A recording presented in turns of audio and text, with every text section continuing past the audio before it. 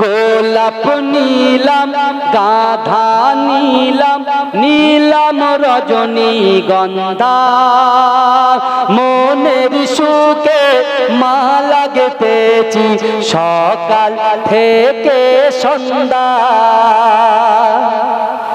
জোরে হবে না সুবহানাল্লাহ? রাসূলুল্লাহর মহব্বতে একটু জোরে বলা যাবে না?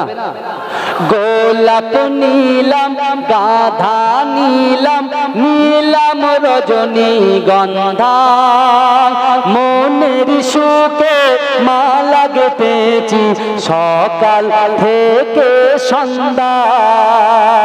একবার দেখা দাও যদি ও গো কামলিওয়ালা, একবার দেখা দাও যদি স্বপ্নে রাত্রি বেলা, হাসি মুখে পরাব তোমার হাজার ফুলের মালা। বলো ইয়া রাসূলুল্লাহ ইয়া হাবিবাল্লাহ, বলো ইয়া রাসূলুল্লাহ ইয়া হাবিবাল্লাহ। ঈমান আর আমল এগুলো কিন্তু আল্লাহ দেখে নেবে, দেখে নেবে। কিন্তু আমার ভাইরা আজকে দুনিয়ার মোহে পড়ে দুনিয়ার লোভে পড়ে আমরা সব জানা কেন পুরো জীবন জিন্দেগিটা যেন এলোমেলো হয়ে যাচ্ছে, এলোমেলো। আপনি দেখুন না বর্তমান সময়ে আমার যুবক ভাইরা পিতা মাতা থেকে একটু দূরে সরে গেছে। যদি বলেন কেন? আল্লাহর পরে যদি কারোর স্থান হয় সেটা হলো পিতা মাতার দোয়া। জোরে বলুন না সুবহানাল্লাহ। পিতা মাতার দোয়া আল্লাহ কোরআনে বলছেন ফালা তাকুল্লাহুমা উফি ওয়ালা তানহারহুমা ওয়া কুল্লাহুমা কওলান কারীমা। আল্লাহ বলছে বান্দা তোমাদের আচার আচরণে তোমাদের ব্যবহারে তোমার পিতা মাতা যেন উপ শব্দ না করে, উপ শব্দ। আমরা কতবার মাকে কষ্ট দিয়েছি, বাপকে কষ্ট দিয়েছি। আল্লাহ যখন পয়সা দেয়নি, এই আল্লাহ যখন পয়সা দেয়নি তখন বাপকে খেদমত করতে পারিনি, আর যখন পয়সা দিয়েছে বাপকে আল্লাহ তুলে নিয়েছে, খেদমত করতে পারিনি। এখন আমার করণীয় কি? আমার করণীয় হচ্ছে আমি সন্তান হিসেবে নামাজের পাটিতে সেই বাপের জন্য রব্বির হামহুমা কামা রাব্বায়ানি সাগীরা বলে কাঁদবো। কবরের পাশে গিয়ে আল্লাহর কাছে কোরআন তেলাওয়াত করে নামাজের পাটিতে কোরআন তেলাওয়াত করে বাপ মায়ের জন্য দান খায়রাত করব আর কাঁদবো। আল্লাহ বলছে বান্দা যা, তোর সন্তানকে তুই যখন তোর সন্তানকে পিতা মাতা হচ্ছে সন্তানের উৎস, আর সেই সন্তান যখন কবরের পাশে সন্তানের জন্য দোয়া চাইবে আল্লাহ কবুল করে নেবে। জোরে বলুন না সুবহানাল্লাহ। জোরে বলবেন না? আজকে এই খাদিজাতুল কুবরা রাদিয়াল্লাহু তাআলা মা আয়েশা সিদ্দিকা রাদিয়াল্লাহু তাআলা আনহার মাদ্রাসার আমার যে বোনগুলো পড়ে ওরা তো কোরআনে হাফেজ হচ্ছে, কথা ঠিক না ভুল? ওই কোরআনের হাফেজাগুলো যখন রাস্তা দিয়ে হেঁটে হেঁটে যায়, আপনি কি জানেন আমাদের পিতামাতার কবরের আযাবকে আল্লাহ বন্ধ করে দেয়? জোরে বলুন। এই জোরে বলা যাবে না? তাদের জন্য কবরের আযাবকে আল্লাহ হালকা করে দেয়। আমার বাবাজিরা আসুন, হ্যাঁ আমার রাসূলকে মারার জন্য চক্রান্ত করেছিল ইহুদিরা। এই আমার রাসূলকে মারার জন্য চক্রান্ত করেছিল ইহুদিরা, আমার রাসূলকে বিস্ফান করিয়েছে ইহুদিরা, আমার রাসূলুল্লাহর লাশ মোবারক চুরি করার পরিকল্পনা নিয়েছিল ইহুদিরা। তারপরে আমার রাসূলকে তারা মারার জন্য যে চক্রান্ত করেছিল আল্লাহ তাদের চক্রান্তকে ব্যর্থ করে দিয়েছিল। জোরে বলে, এই জোরে বলা যাবে না? ইসলাম মানে হচ্ছে শান্তি। ইসলাম শান্তির পথ দেখায়, ভ্রাতৃত্ব শেখায়, একে অপরের নিয়ে চলা শেখায়। এ যুবক, ইসলাম কোন ধর্মকে ছোট করে না। এই করে কি? কোন ধর্মকে ইসলাম ছোট করে না। রাসূল সাল্লাল্লাহু আলাইহি ওয়াসাল্লামের সামনে অনেক ইহুদি রাসূলুল্লাহর উপকার পেয়েছে। জোরে বলুন না সুবহানাল্লাহ। রাসূলুল্লাহ উপকার করেছে, কোরআন বলেছে ওয়া আম্মাস সাইলা ফালা তানহার। যদি কোনো ব্যক্তি কোনো মানুষের কাছে হাত পাতে ওই হাতটাকে তোমরা কেউ ফিরত দিও না। জোরে বলবে, হাত ফিরত দেওয়া যাবে না। সে দান কিছু না কিছু হোক, তাকে আপনার কিছু সাহায্য করতেই হবে। হবে কি হবে না কথা বলা। অনেক অন্য লাইনে যাব। আমার ভাইজানেরা, হে নবী পাকের উম্মত উম্মতিরা, হে নবী দেওয়ানরা, বিশ্ব নবী রাসূলুল্লাহর তিনজন মুকাম্মাল সাহাবা হযরত আবু বকর সিদ্দিক রাদিয়াল্লাহু তাআলা আনহু, হযরত ওমর ফারুক রাদিয়াল্লাহু তাআলা আনহু, হযরত সালমান ফারসি রাদিয়াল্লাহু তাআলা আনহু, তিনজন মিলে বার হয়ে গেলেন। কার জন্য বার হলেন? সাহাবার জন্য বার হয়ে গেলেন। এ যুবকেরা খুঁজতে খুঁজতে খুঁজতে খুঁজতে ওই পাহাড়ের পাদদেশে একটা বকরির এমন করে একটা রাখাল ছেলের সঙ্গে তাদের সাক্ষাৎ হয়ে যায়। রাখাল ছেলের সঙ্গে যখন সাক্ষাৎ হয়, ওই রাখালকে জিজ্ঞাসা করা হয়, এ বাবা রাখাল, তুমি কি দেখেছো? একটা 16 বছরের বাচ্চাকে খুঁজে পাওয়া যাচ্ছে না, একটা 16 বছরের ছেলেকে খুঁজে পাওয়া যাচ্ছে না। এ যুবকেরা, এ নবী পাকের উম্মত উম্মতিরা, ওই রাখাল ছেলেটা বলল, না না না, আজ 1 সপ্তাহ হয়ে গিয়েছে, আজ 1 সপ্তাহ হয়ে গিয়েছে একটা যুবক ছেলে পাহাড়ের পাদদেশে গিয়ে আল্লাহর কাছে কাঁদা কাটা করছে আর বলে, আল্লাহ বাপ, না না না, আমি হাবিবুল্লাহর সামনে মুখ দেখাতে পারবো না, আল্লাহ আপনি আমাকে ক্ষমা করে দিন, আপনি আমাকে মাফ করে দিন, আল্লাহ এই মুখ নিয়ে বিশ্ব নবী রাসূলুল্লাহর দরবারে যেতে পারবো না। এই যুবকেরা, এই রাখাল ছেলে বলল, না না না না, আজ 1 সপ্তাহ হয়ে গিয়েছে, ওই ভিতরে জঙ্গলের ভিতরে একটা গুহা আছে, ওই গুহার মধ্যে ওই ছেলেটাকে পেয়ে যাবে, কিন্তু একটুখানি দাঁড়িয়ে যান, কিছুক্ষণ পরে সন্ধ্যার সময় আমার কাছে যে বকরির বাচ্চাগুলো আছে, এই বকরি থেকে একটু দুধ পান করে যায়, ও আসার সময় হয়ে গিয়েছে, তার আসার সময় হয়ে গিয়েছে, আপনারা একটু দাঁড়িয়ে যান। ও যুবকেরা, এই কথা যখন রাখালটা বলল, ও যুবকেরা, হযরত আবু বকর সিদ্দিক রাদিয়াল্লাহু তাআলা আনহু, হযরত ওমর ফারুক রাদিয়াল্লাহু তাআলা আনহু, আপনারা দেখতে পাচ্ছেন আল্লাহর রাসূলের 16 বছরের সাহাবা হযরত সালাবা রাদিয়াল্লাহু তাআলা আনহু, তিনি টুক টুক টুক টুক করে হেঁটে হেঁটে আসে। এই যুবকেরা, তিনি যখন দেখতে পেয়েছে, তিনি হাঁটতে হাঁটতে যখন আসছিলেন, দেখতে পেলেন আল্লাহর রাসূলের 3 জন জলিল কদর সাহাবা দাঁড়িয়ে আছে। ভয় পেয়ে গেছে, না না আল্লাহ পাক, এদের সামনে আমি মুখ দেখাতে পারবো না। তিনি ছুটতে লেগেছে। আল্লাহর রাসূলের সাহাবা হযরত আবু বকর সিদ্দিক রাদিয়াল্লাহু তাআলা আনহু, ওই 16 বছরের সাহাবার পিছন পিছন ছুটতে ছুটতে পেছন থেকে হাতটা ধরে বুকে জড়িয়ে ধরেছে। জোরে বলবেন না? সিদ্দিক আকবর ছুটছে, জোরে বলা যাবে? কার পিছনে? 16 বছরের সাহাবার দিকে ছুটছে। আমরা যেমন আমার ছোট ভাইদের পিছনে ছুটি না, হ্যাঁ, ধরতে গেলে ওরকম ছুটছে, পিছন থেকে হাতটা ধরে বলছে, কি হয়েছে বলো তো? আজকে 1 সপ্তাহ হয়ে গেছে মসজিদে নববী শরীফে রাসূল অস্থির হয়ে যাচ্ছে, আমার সাহাবা কোথায়, আমার সাহাবা কোথায়? ও সাহাবা, তুমি কেন রাসূলুল্লাহ থেকে দূরে চলে আসলে?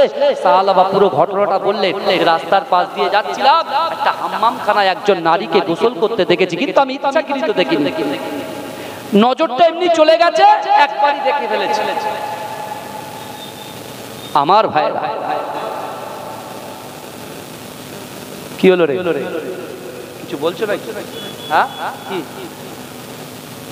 এটা দরুদ শরীফ পড়েন, আল্লাহুম্মা সাল্লি আলা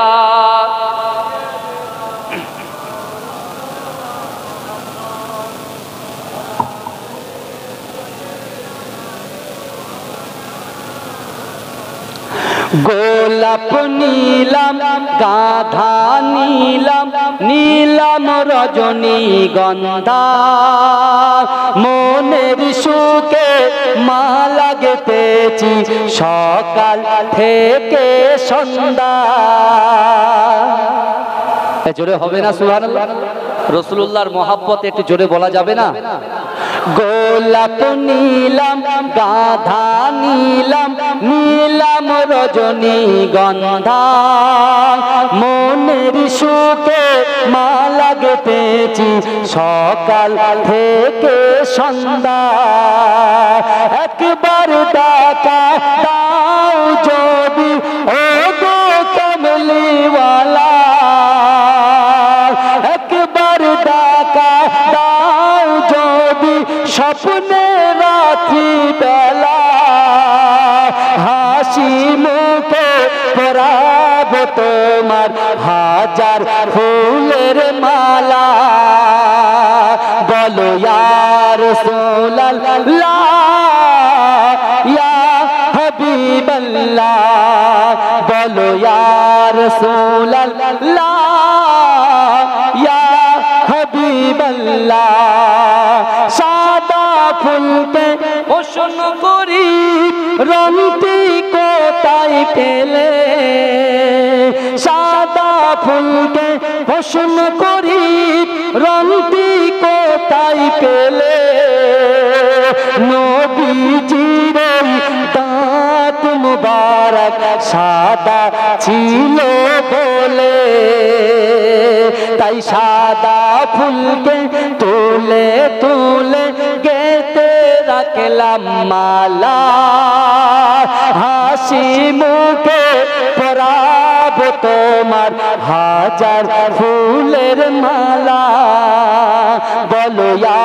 রাসূলুল্লাহ ইয়া হাবিবাল্লাহ বলো ইয়া রাসূলুল্লাহ ইয়া হাবিবাল্লাহ কালো ফুলকে প্রশ্ন করি রংটি কোথায় পেলে কালো ফুলকে প্রশ্ন করি রংটি কোথায় পেলে নবীজির কেশ মুবারক কালো ছিল বলে তাই কালো ফুলকে তোলে তোলে গেতে রাখলাম মালা হাসি মুখে পরাব তোমার হাজার ফুলের মালা বলো ইয়া রাসূলুল্লাহ ইয়া হাবিবাল্লাহ বলো ইয়া রাসূলুল্লাহ ইয়া হাবিবাল্লাহ লাল ফুলকে প্রশ্ন করি রংটি কোথায় পেলে লাল ফুলকে প্রশ্ন করি রংটি কোথায় পেলে নবীজির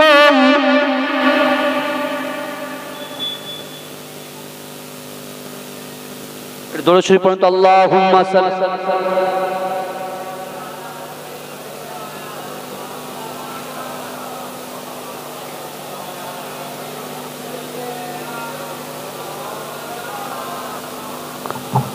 রিজিকে করুন লা ইলাহা ইল্লাল্লাহ লা ইলাহা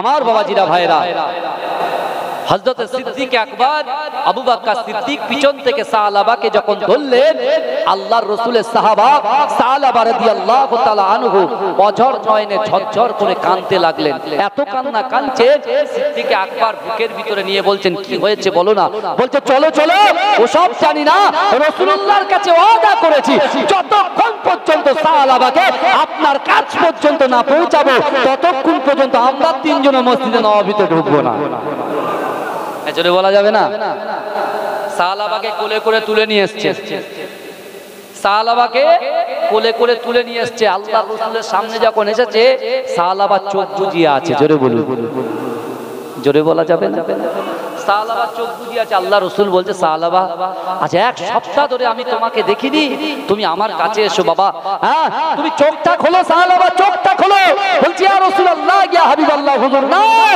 আমার নিয়ত আমার আকাঙ্ক্ষা আমার ইচ্ছা আমার তওবাটা এরকম তওবা হবে আল্লাহ আমি মনে করব আমার যদি এক্ষুনি মৃত্যু হয়ে যায় হয়তো আল্লাহ পাক আমার তওবাকে কবুল করে নেবে জোরে বলুন কিন্তু আমার মৃত্যু হতে আমি আর এই জীবন রাখতে চাই না আল্লাহর রাসূল সাহাবাকে নিজে থায়ের উপরে শোয়ালেন জোরে বলবেন না সাহাবাকে থায়ের উপরে শুইয়ে মাথায় হাত বুলাতে বুলাতে বলছে ও সাহাবা রে আমি রাসূলুল্লাহকে তুমি খিদমত করেছো আমি রাসূলুল্লাহর কথা শুনেছো আমি রাসূলুল্লাহ বলেছি বান্দা তোমরা আমার উম্মতেরা তোমরা গুনাহ থেকে তোমরা পানা চাও, গুনাহ করবে, কিন্তু গুনার জন্য আল্লাহর কাছে তওবা করো।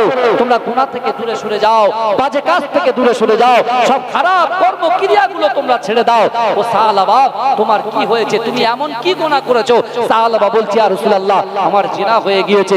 একজন হাম্মাম খানায় একজন নারী গোসল করছিল, হঠাৎ আমি দেখতে পেয়েছি, তার কারণে আমি, ইয়া রাসূলুল্লাহ, আমি আল্লাহর কাছে জবাবদিহি করতে পারবো না। রাসূল বলছে, সাহাবা রে, আল্লাহ আল্লাহ আল্লাহ পাক মা যেমন সন্তানকে ভালোবাসে, মায়ের থেকে 70 গুণ বেশি আল্লাহ তার বান্দাকে ভালোবাসে। জোরে বলবেন না? রাসূল বলছে, মা যেমন সন্তানকে ভালোবাসে, মায়ের থেকে 70 গুণ বেশি আল্লাহ ভালোবাসে। আল্লাহ তার বান্দা বান্দিকে ভালোবাসে। সাহাবা, তুমি তওবা করো। তুমি গুনাহ করেছো, তুমি নিজে রিয়েলাইজ করেছো, তুমি নিজে অনুভব করেছো, তুমি নিজে অনুশোচনা করেছো, অর্থাৎ তুমি যে গুনাহটা করেছো সেই গুনার জন্য আল্লাহর কাছে তওবা চাও। বলছে, ইয়া রাসূলুল্লাহ, আমি চাই আপনার কোলে মৃত্যু হোক, এটাই হচ্ছে আমার তওবা। বিশ্বাস করে বিশ্বনবী রাসূলুল্লাহ সিদ্দিক আকবরকে বলছে, সিদ্দিক আকবর, হয়তো এক্ষুনি আজরাইল এসে আমার সাহাবা জানটা কবজ করবে। সাহাবা কালেমা পড়ছে, লা ইলাহা ইল্লাল্লাহ মুহাম্মাদুর রাসূলুল্লাহ। সাহাবার তার জীবনটা কত ধন্য, তার জীবনটা কত ধন্য, সে রাসূলুল্লাহর কোলে মাথা দিয়ে তার জীবনটা ত্যাগ করে দিল। জোরে বলুন না?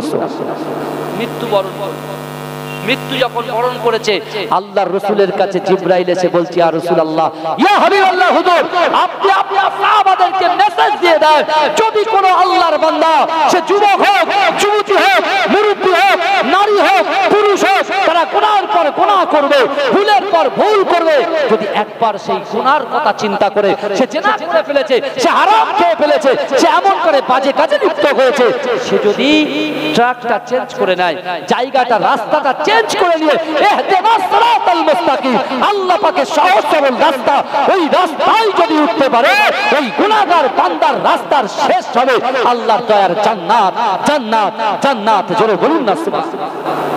আমার ভাইরা, বিশ্বনবী রাসূল সাল্লাল্লাহু আলাইহি ওয়াসাল্লামের মুহাব্বত, ভালোবাসা যদি কলিজার ভিতরে থাকে, এ যুবক অনেক বড় বড় অভাবকে আল্লাহ পাক মিটিয়ে দেবে। জোরে বলুন না সুবহানাল্লাহ। আল্লাহ মিটিয়ে দেবে। আমার ভাইরা, আসুন না আপনার মুজাদ্দিদ জামান আমিরুশ শরিয়াত দাদা হুজুর পীর কেবলা রাহমাতুল্লাহ আলাইহি 30,000 খলিফা ছিলেন, 30,000। এই 30,000 খলিফার মধ্যে তৃতীয় নম্বর খলিফা ছিলেন মাজেদাই হুজুর পীর কেবলা মাহমুদ বাখতিয়ারি রাহমাতুল্লাহ আলাইহি। আমার দাদা ভাইয়ের আব্বা আহমদ আলী হামিদ শাহ জালালি রাহমাতুল্লাহ আলাইহি তৃতীয় নম্বর খলিফা ছিলেন। জোরে বলুন না সুবহানাল্লাহ। সেই খলিফার আওলাদ ফুটাফাটা জবান থেকে কিছু কথা আলোচনা করছি, আপনাদের অসুবিধা হচ্ছে না তো? বিশ্বাস করেন, আপনারা যা দান করেছেন বাবাজি, ভালো করে শুনেন, এই দান কিন্তু বিফলে যাবে না। বিশ্বনবী রাসূল সাল্লাল্লাহু আলাইহি ওয়াসাল্লামের কাছে একজন ইহুদি এসে আল্লাহর রাসূলের দরবারে এসে বলছে, মুহাম্মদ কোথায়, মুহাম্মদ কোথায়, মুহাম্মদ কোথায়? যে এই কথা বলেছে হযরতে ওমর হুজুর তরবাল বার করেছে। আমার রাসূলুল্লাহ শানে বিয়াদবি, আমার রাসূলুল্লাহকে বলছে মুহাম্মদ, মুহাম্মদ, মুহাম্মদ। এত বড় ক্ষমতা, আমি ওমরের সামনে রাসূলুল্লাহর নাম নিয়ে ডাকা? আল্লাহ রাসূল বলছে, খামোশ, খামোশ। আল্লাহ রাসূল বলছে, ওমর তুমি চুপ করো, ওমর ইন্নাল্লাহা মা'আস সাবিরিন, তুমি সবর করো। আর সেই ইহুদি ব্যক্তি এসে বলছে, আমি এখানে কোরআন পড়তে আসিনি, আমি আপনার কাছে কোরআন শুনতে আসিনি, হাদিস শুনতে আসিনি, আমি আপনার হাতে হাত দিয়ে কালেমা পড়ে মুসলমান হতে আসিনি, কিন্তু আমার ভিতরে একটা নিয়ত আছে, আমার ভিতরে একটা আশা আছে যে মুহাম্মাদের দরবারে যিনি আসে সে কখনো খালি হাতে ফিরে যায় না। বোঝা যাচ্ছে তো আমার কথা? হ্যাঁ, বলছে মুহাম্মাদের দরবারে যে আসবে সে কখনো খালি হাতে ফিরবে না। জোরে বলুন না সুবহানাল্লাহ। এটা জোরে হবে না তো চিৎকার দিয়ে হবে না সুবহানাল্লাহ? নারে তাকবীর, নারে তাকবীর। আমার রাসূলুল্লাহর দরবারে সে একজন ইহুদি, আর যে ইহুদি ইসরাইলরা ফিলিস্তিনকে অত্যাচার করছে, হামাস ফিলিস্তিনের হয়ে লড়াই করছে। হামাসের লোক কত জানেন? হামাসের সৈন্য 10,000, হামাস বাহিনী অর্থাৎ ইমানদারের পক্ষে যারা, তাদের সৈন্য হচ্ছে 10,000, আপনার 30,000, আর কাফেরদের সৈন্য হচ্ছে 4-5 লাখ। তাদের বিরুদ্ধে হামাস লড়াই করছে। কিন্তু বিশ্বাস করে না যুবক, দেরি হলেও, আল্লাহ দেরি করলেও ফিলিস্তিনের বিজয় আসবে, আসবে, আসবে ইনশাআল্লাহ। বলবে ইনশাআল্লাহ, বলবে না ইনশাআল্লাহ।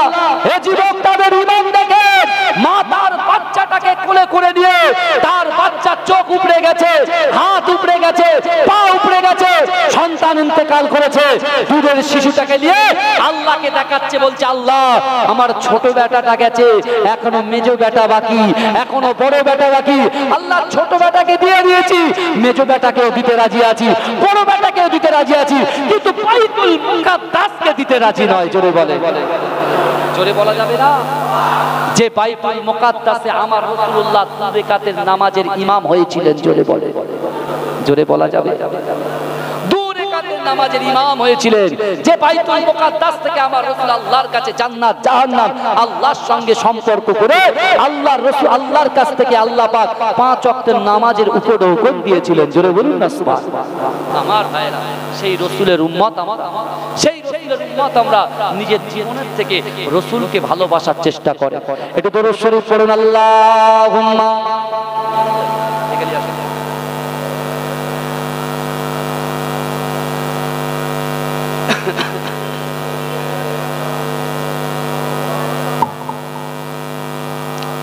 এসেছো একা, যাবে একা, কেউ তো সাথে যাবে না, কবর মাঝে থাকবে একা, সঙ্গী রবে না গো, কবর মাঝে থাকবে একা, সঙ্গী রবে না। এসেছো একা, যাইবে একা, কেউ তো সাথে যাবে না, কবর মাঝে থাকবে একা, সঙ্গী রবে না গো, কবর মাঝে সঙ্গে একা, সঙ্গী রবে না। সাথে যাবে আমলনামা, আর তো কিছুই রবে না, গহীন করে যেতে হবে, গহীন করে যেতে হবে, ওটাই আসল ঠিকানা, কবর মাঝে থাকবে একা, সঙ্গী রবে না গো, কবর মাঝে থাকবে একা, সঙ্গী রবে না। কবর মাঝে আসবে রেখে তোমার সাদের চাঁদ মুখানা, কবর মাঝে আসবে রেখে তোমার সাদের চাঁদ মুখানা। আপন আপন ভাবো যাদের, আপন আপন ভাবো যাদের, কেউ তো আপন হবে না, কবর মাঝে থাকবে একা, সঙ্গী রবে না গো, কবর মাঝে থাকবে একা, সঙ্গী রবে না। করিবে সওয়াল মুনকার নেকির, জবাব যখন পারবে না, করিবে সওয়াল মুনকার নেকির, জবাব যখন পারবে না, মাটি তোমার দেবে পিছে, মাটি তোমার দেবে পিছে, মাটি তোমার দেবে পিছে, ছাড় যে তুমি পাবে না, কবর মাঝে থাকবে একা, সঙ্গী রবে না গো, কবর মাঝে থাকবে একা, সঙ্গী রবে না। এসেছো একা, যাবে একা, এসেছো একা, যাবে একা, কেউ তো সাথে যাবে না, এসেছো একা, যাবে একা, কেউ তো সাথে যাবে না, কবর মাঝে থাকবে একা, সঙ্গী রবে না গো, কবর মাঝে থাকবে একা, সঙ্গী রবে না। সাথে যাবে আমলনামা, আর তো কিছুই রবে না,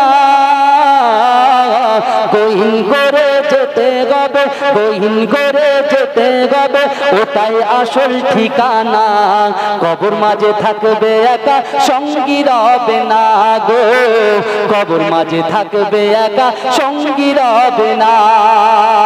কবর মাঝে আসবে রেখে তোমার সাদের চাঁদ মুখানা, কবর মাঝে আসবে রেখে তোমার আপন আপন ভাবো যাদের, আপন আপন ভাবো যাদের, কেউ তো আপন হবে না। কবর মাঝে থাকবো একা, সঙ্গী রবে না গো। কবর মাঝে থাকবে একা, সঙ্গী রবে না। করিবে সওয়াল মুনকার নেকি, জবাব যখন পারবে না। মাটি তোমার দেবে পিছে, মাটি তোমার দেবে পিছে, ছাড় যে তুমি পাবে না। কবর মাঝে থাকবে একা, সঙ্গী রবে না গো। কবর মাঝে থাকবে একা, সঙ্গী রবে না। তওবা করি আমরা সবাই, করছি মোরা বহু গুনাহ। তওবা করি আমরা সবাই, করছি মোরা বহু গুনাহ। ক্ষমা করে দিও খোদা, ক্ষমা করে দিও খোদা, ক্ষমা করে দিও খোদা, ছাড় যে মোরা পাবো না। কবর মাঝে থাকবে একা, সঙ্গী রবে না গো। কবর মাঝে থাকবে একা, সঙ্গী রবে না। আল্লাহুম্মা সাল্লি আলা।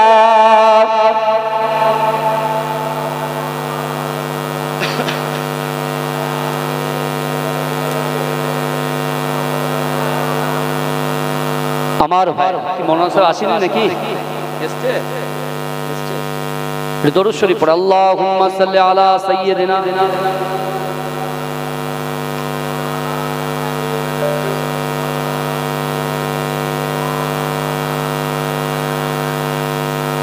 আমার ভাই বাবাজিরা, যা এতক্ষণ ধরে সন্ধ্যা থেকে নিয়ে আপনাদেরকে নিয়ে আমি গুনাহগার আলোচনা করলাম, কিছু যে কথাগুলো আমি আপনাদেরকে বললাম ভাইজান, হয়তো অনেকে ভাবতে পারেন কারুর হয়তো গায়ে লেগে গেছে, কিন্তু এটাই হচ্ছে আসল সত্য, যে আপনি আপনার গুনার জন্য যদি আপনি তওবা না করেন এবং কোরআনকে আঁকড়ে না ধরেন, আপনি নামাজের পাটিতে না বসে আল্লাহর কাছে নত স্বীকার যদি না করেন, তাহলে কিন্তু অনেক যুবক ছেলেরা 10 বছর 5 বছর 3 বছর ধরে কত বড় বড় আশা করছে, কত আশা করছে, কিন্তু আশায় সে জায়গায় সেই লক্ষ্যে সে পৌঁছাতে পারছে না।